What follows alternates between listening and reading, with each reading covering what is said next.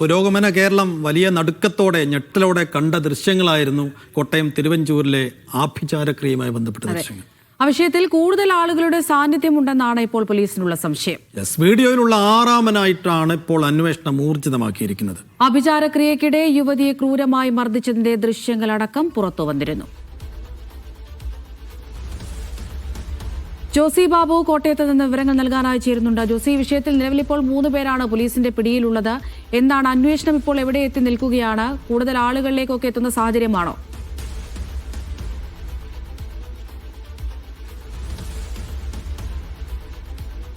തിരുവഞ്ചൂർ ആഭിചാര കേസിൽ കൂടുതൽ പ്രതികളുണ്ട് എന്നുള്ള കാര്യം പോലീസ് തുടക്കം മുതൽ പങ്കുവച്ചിരുന്നു. പ്രത്യേകിച്ച് ഈ വീഡിയോ ദൃശ്യത്തിൽ പുറത്തു വന്നതിൽ പ്രതി ചേർത്തവരെ കൂടാതെ മറ്റൊരു പുരുഷന്റെ കൂടി സാന്നിധ്യം പോലീസ് കണ്ടിരുന്നു, അല്ലെങ്കിൽ ആ ദൃശ്യങ്ങൾ പുറത്തു വന്നിരുന്നു. ഇയാളെ കേന്ദ്രീകരിച്ചാണ് ഇപ്പോൾ അന്വേഷണം ഊർജിതമാക്കിയിരിക്കുന്നത്. നേരത്തെ അറസ്റ്റിലായ തിരുവഞ്ചൂർ സ്വദേശി അഖിൽ, പിതാവ് ദാസ്, അതോടൊപ്പം തന്നെ ആഭിചാരക്രിയ നടത്തിയ തിരുവല്ല സ്വദേശി ശിവദാസ് എന്നിവരാണ് നേരത്തെ അറസ്റ്റിലായിരിക്കുന്നത്.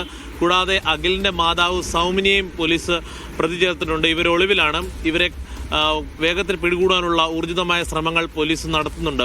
ഏതാനും പോലീസ് പറയുന്നത് ഇപ്പോൾ റിമാൻഡിലായ പ്രതികളെ കസ്റ്റഡിയിലെടുത്ത് ഒരുമിച്ച് വീണ്ടും ചോദ്യം ചെയ്യുന്ന ആവശ്യത്തിലേക്ക് പോലീസ് കടക്കുകയാണ്, അല്ലെങ്കിൽ അതിന്റെ നടപടികളിലേക്ക് പോലീസ് കടക്കുകയാണ്.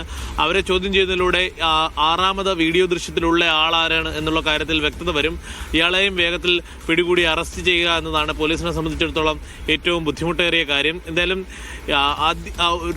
മനുഷ്യ മനസാക്ഷിയെ നടുക്കുന്ന രീതിയിലുള്ള ക്രൂരതയാണ് ആഭിചാരക്രിയയുടെ പേരിൽ തിരുവഞ്ചൂരിൽ നടന്നത്. പെൺകുട്ടിയെ മദ്യം കുടിപ്പിക്കുകയും ബീഡി വലിപ്പിക്കുകയും ഭസ്മം കഴിപ്പിക്കുകയും തലമുടിയും മറ്റും ആണിയും ഭസ്മവും ചേർത്ത് വലിച്ച് മുറിച്ചു മാറ്റുകയൊക്കെ ചെയ്തു. അങ്ങനെ വലിയ രീതിയിലുള്ള മാനസിക പീഡനത്തിലും ശാരീരികവുമായ പീഡനത്തിലൂടെയാണ് ഈ പെൺകുട്ടി കടന്നുപോയത്. അവരിപ്പോൾ കൗൺസിലിങ്ങിൻ്റെ അതോടൊപ്പം തന്നെ മറ്റും സഹായത്തോടെയാണ് ജീവിതത്തിലേക്ക് മടങ്ങി വരാൻ ശ്രമിക്കുന്നത്. പെൺകുട്ടിയുടെ പ്രതികരണം കഴിഞ്ഞ ദിവസം തന്നെ നമ്മൾ കണ്ടിരുന്നതാണ്. ഈ യുവാവായ അഖിലുമായി പ്രണയബന്ധത്തിലായി വിവാഹം കഴിക്കുന്നതിന് വേണ്ടിയായിരുന്നു ഏതാനും ആഴ്ചകൾക്ക് മുമ്പ് അഖിലിനോടൊപ്പം വീട് വിട്ടിറങ്ങിയത് പെൺകുട്ടി. പക്ഷേ വലിയ വിവാഹ സ്വപ്നം കണ്ട് ആ വീട്ടിലെത്തിയപ്പോൾ ഒരിക്കലും നേരിടാൻ സാധിക്കാത്ത, അല്ലെങ്കിൽ ഒരിക്കലും മനുഷ്യർ നേരിടാൻ പാടില്ലാത്ത തരത്തിലുള്ള നീചമായ ക്രൂരമായ പീഡനത്തിനാണ് ഈ യുവതി ഇരയായത്. എന്തായാലും ഈ വിഷയത്തിൽ ഈ ആറാമതായി ഇതിൽ പങ്കുള്ള ആളെ കണ്ടെത്താനുള്ള ശ്രമം പോലീസ് ഊർജിതമാക്കിയിട്ടുണ്ട്. കൂടാതെ മറ്റാർക്കെങ്കിലും ഇതിൽ ബന്ധമുണ്ടോ, അല്ലെങ്കിൽ ഇത്തരം സാഹചര്യങ്ങൾ ഒരുക്കി കൊടുക്കുവാനും